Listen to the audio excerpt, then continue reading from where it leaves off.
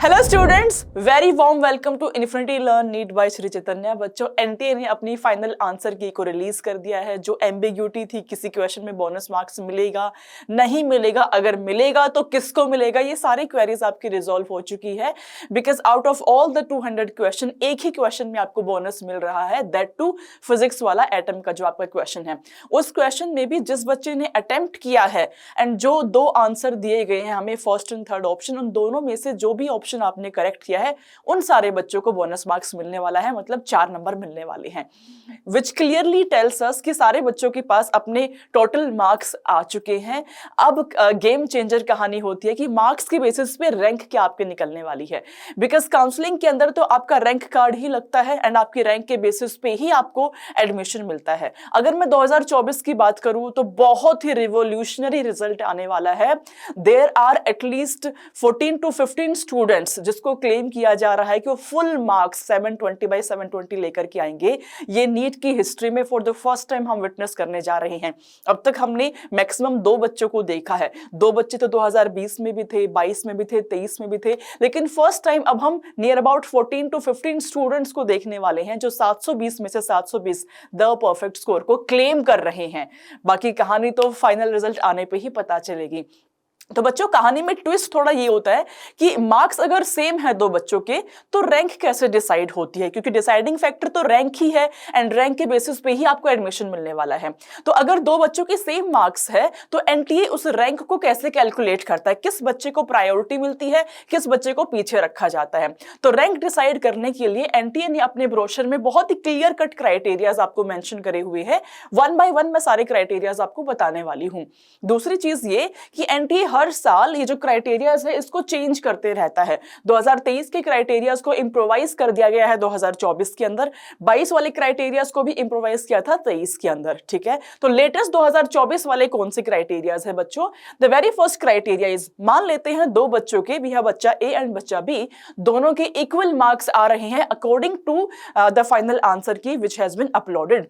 तो उस केस में बच्चों पहला criteria is candidates obtaining higher marks percentile score in biology. सबसे पहले बायोलॉजी को प्रेफरेंस आपकी मिलती है।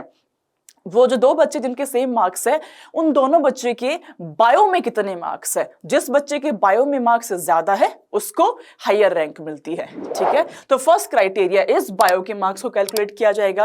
सेकेंड क्राइटेरिया इज, अगर मान लीजिए दोनों के बायो में भी सेम मार्क्स हो जाते हैं उस केस में candidate obtaining higher marks in chemistry.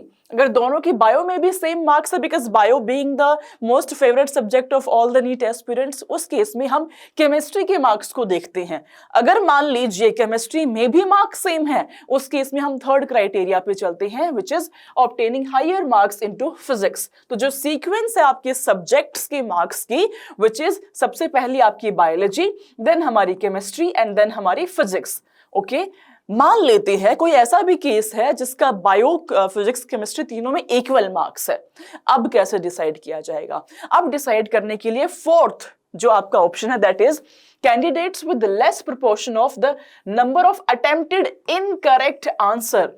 Total जितने भी आपने आंसर मार्क करे हैं, इनकरेक्ट आंसर कितने हैं, ठीक है, उसको कैलकुलेट किया जाएगा। जिसने लेस इनकरेक्ट आंसर्स को मार्क किया है उसको प्रेफरेंस मिलेगी, उसकी रैंक आपकी बेहतर होगी। ठीक है, and correct answer in all the subjects in the test. अगर मान लीजिए ये क्राइटेरिया भी फुलफिल हो जाता है, दोनों बच्चों के equal number of incorrect answer है, उस केस में we have next option candidate with less proportion of a number of attempted incorrect answer and correct answers in biology. Biology में स्पेसिफिकली कितना लेस प्रोपोर्शन है number of attempted incorrect answers का। ठीक है, then मान लेते हैं ये भी अगर फुलफिल हो गया, उस केस में next is candidate with less proportion of number of attempted incorrect answers and correct in chemistry and finally the physics. Okay, तो सबसे पहला क्राइटेरिया है कि आपके जो टोटल मार्क्स आ रहे हैं वो कौन से सब्जेक्ट में ज्यादा है। अगर 2 बच्चों के मार्क्स को हम कंपेयर करें, बायो में जिसके ज्यादा मार्क्स है उसको बेहतर रैंक मिलेगी, देन केमिस्ट्री, देन फिजिक्स। उसके बाद आपके इनकरेक्ट ऑप्शंस को चेक किया जाता है, ओवरऑल पूरे पेपर में कितने इनकरेक्ट आंसर आपके कम है, देन देन बायो में कितने कम है, then chemistry, then physics, and based upon these 6-7 different criterias आपकी रैंक निकल करके आती है, बिकॉज वी हैव 25 लाख बच्चास, ओके।